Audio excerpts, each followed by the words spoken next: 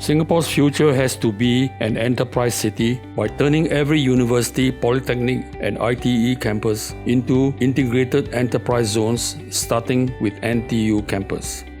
Crisis demands radical action. That is what the Lee Kuan Yew generation did. The next generations elaborated upon this, systematized the admin system, defined KPIs, resulting in specialized silos which define the current reality. But we are in a new crisis. A new reality has to be forged. Macroeconomist Larry Summers calls this new reality a global crisis, secular stagnation. We need integrated action plans to deal with this. The creation of enterprise campuses has to do this by integrating all the strengths this country has together to foment a robust regional economy to survive the current supply chain shocks upon which we depend entirely. All our universities, polytechnics and ITE campuses must therefore become enterprise hubs. We need MOE, MND and MOF to drive this change. This proposal is made by a pioneer group of Singapore-trained architects, all in their 80s, who now want to contribute to Singapore's new future in answer to URA's call for master plan ideas. Still full of the pioneering spirit, we are motivated to contribute to a better future for our children and grandchildren, not for income, but for the necessary outcome. Why not build upon the many existing efforts in Singapore's startup ecosystems, one might ask? In addition to the many existing startup efforts, the combined effort starting with the NTU Enterprise Campus will be necessary to signal a new integrated nation-building direction.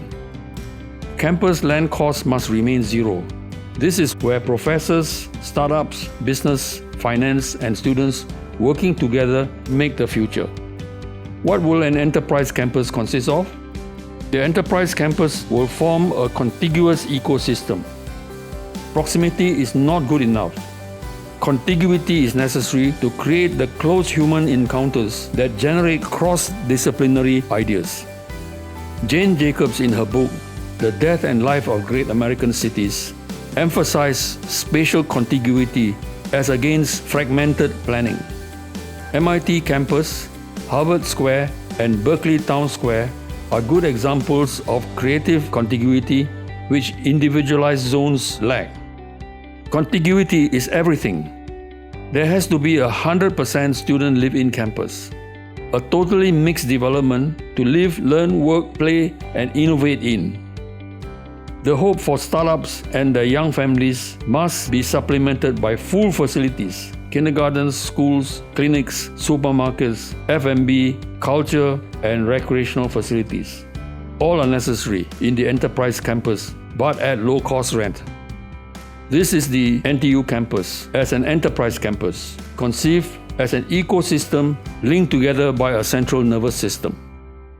We need to double the campus population to 80,000 through an addition of 40,000 new people at 30 meters square per person, therefore a total of 1.2 million square meters of new floor space, all linked to the existing buildings and overcoming the difficult terrain through a web of linear blocks and 4 tall towers. Despite massive intervention, all existing iconic buildings are preserved. Using the level rooftops shaded by photovoltaic cells, all the existing linkways above the elongated buildings serve as meeting places for chance encounters at F&B outlets, shops, clubs, barbers, clinics, etc. This is what the link blocks look like.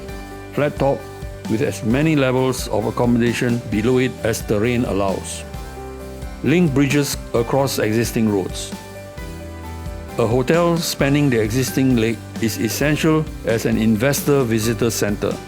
Important international business leaders and local business leaders will meet together to form new ideas and investments generating here.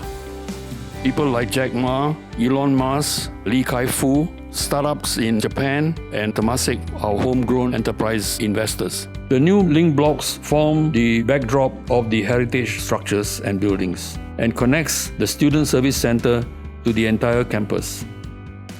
The linear blocks extend to the sports complex and beyond to JTC Cleantech Park, thereby linking it via the rooftop linkways to the NTU campus proper.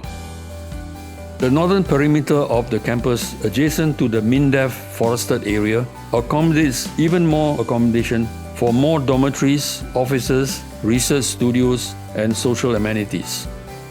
Starting with NTU campus, Enterprise Singapore and NTU's aim of becoming a sustainability technology center will energize the conversion of all other campuses in Singapore and turn the whole island into Enterprise City altogether in the next decades.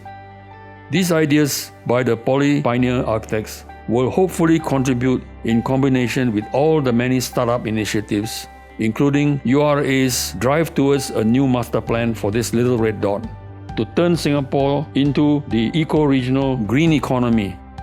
This has to be the future of Singapore.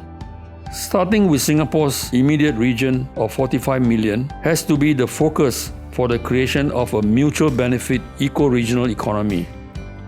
This takes the form of many small charter cities served by many Singapore-built vertical takeoff and landing aircraft. This is all necessary to make it possible for e-commerce, tourism, and for all kinds of new developments, including space technology, bamboo to replace timber, clean hydrogen extraction from fossil fuel. In the extraction of hydrogen from hydrocarbon, the synthetic carbon that is extracted is very valuable for replacement of all the silicon-based technologies that exist today. Singapore's economy depends on the global economy. Larry Summers calls it secular stagnation. This is the crisis that we must face. Crisis has always challenged Singapore's existence. Our leaders dared, and so we succeeded in the past. We must now dare to succeed in the future.